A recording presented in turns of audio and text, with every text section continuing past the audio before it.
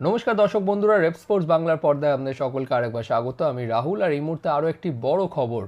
ভারত পাকিস্তানের রাজনৈতিক সম্পর্কের প্রভাব আরও একবার পড়তে চলেছে ক্রীড়া জগতে। হ্যাঁ, ঠিক শুনছেন, আসন্ন সাফ ওম্যান চ্যাম্পিয়নশিপ যেটি অনুষ্ঠিত হতে চলেছে গোয়াতে মে মাসের 25 তারিখ থেকে জুন মাসের 7 তারিখ অবধি, সেই সাফ ওম্যান চ্যাম্পিয়নশিপে অংশগ্রহণ করবে না পাকিস্তান। সাফ ওমেন চ্যাম্পিয়নশিপ আপনারা সকলেই জানেন, সাফের ওমেন্স এবং মেন্স সিনিয়র চ্যাম্পিয়নশিপ টুর্নামেন্ট হয়, যেটাতে কিন্তু নিয়মিত পাকিস্তান, বাংলাদেশ, ভুটান, নেপাল, শ্রীলঙ্কা, মালদ্বীপস অর্থাৎ এই সাউথ এশিয়ান ফুটবল ফেডারেশনের সমস্ত দেশগুলি কিন্তু অংশগ্রহণ করে।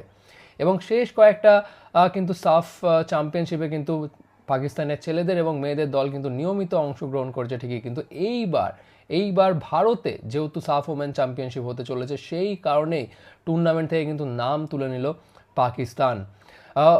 বেশ কয়েক মাস আগে থেকে কিন্তু পাকিস্তানকে কিন্তু জিজ্ঞেস করা হয় যে তাদের অংশগ্রহণ নিশ্চিত করবার জন্য, এবং যে ডেডলাইনটা দেওয়া হয় সেই ডেডলাইন কিন্তু পেরিয়ে বেশ কয়েকটা দিন হয়ে গেছে, কিন্তু এখনও কোনো রেসপন্স মেলেনি কিন্তু পাকিস্তান ফুটবল ফেডারেশন থেকে। এবং সেই কারণেই সূত্র মারফত ধরে নেওয়াই হচ্ছে যে আসন্ন সাফ ওম্যান চ্যাম্পিয়নশিপে অংশগ্রহণ করবে না পাকিস্তান।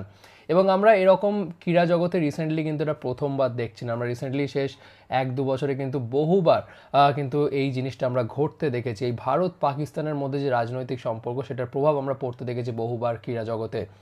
এবং রিসেন্টলি যদি তার এক্সাম্পল দিতে হয়, অবশ্যই আইসিসি টি-20 বিশ্বকাপ, যেখানে পাকিস্তান কিন্তু ভারতে একটিও ম্যাচ খেলেনি। ভারত কিন্তু হোস্ট ছিল, হোস্ট ছিল অ্যালং উইথ শ্রীলঙ্কা, কিন্তু ভারত জয়েন্ট হোস্ট থাকা সত্ত্বেও পাকিস্তান কিন্তু একটিও ম্যাচ খেলেনি ভারতে। তারা প্রত্যেকটি ম্যাচ টি-20 বিশ্বকাপের খেলে শ্রীলঙ্কাতে।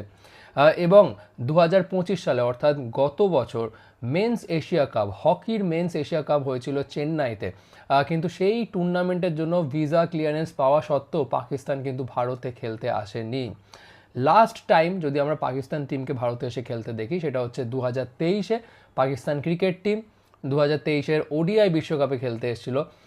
এবং এবং তার আগে সাফ মেন্স চ্যাম্পিয়নশিপ যেটা ইন্ডিয়াতে হয়েছিল, আপনাদের মনে থাকবে যে ব্যাঙ্গালুরুতে হয়েছিল এবং ইন্ডিয়া সেটাতে চ্যাম্পিয়নও হয়।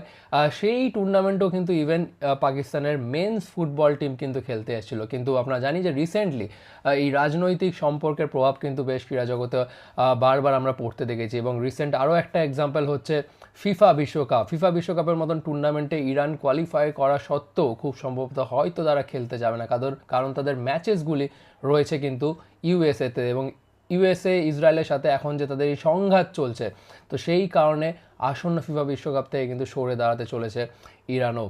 সুতরাং আমরা বারবার দেখছি যে ক্রীড়া জগতে প্রভাব পড়তে এই রাজনৈতিক সম্পর্কের। আসন্ন সাফ ওমেন চ্যাম্পিয়নশিপ এটা হয়তো একটা গুরুত্বপূর্ণ টুর্নামেন্ট হতে পারতো সাফ নেশনদের জন্য, কারণ আমরা জানি যে সাফ নেশনরা ভারতের অন্যান্য দেশের অন্যান্য ফুটবল দেশের থেকে অনেকটা কিন্তু পিছিয়ে। সুতরাং তাদের ফুটবল উন্নতির জন্য কিন্তু একটা ইম্পর্ট্যান্ট টুর্নামেন্ট এই সাফ ওমেন চ্যাম্পিয়নশিপ।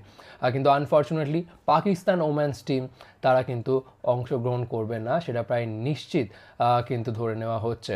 আসন্ন সাফ ওমেন চ্যাম্পিয়নশিপে আমরা দেখবো না পাকিস্তানকে। পাকিস্তান ছাড়া 6টি দেশ কিন্তু অংশগ্রহণ করবে, এবং তাদের মধ্যে হচ্ছে ভারত, বাংলাদেশ, ভুটান, নেপাল, মালদ্বীপ এবং শ্রীলঙ্কা।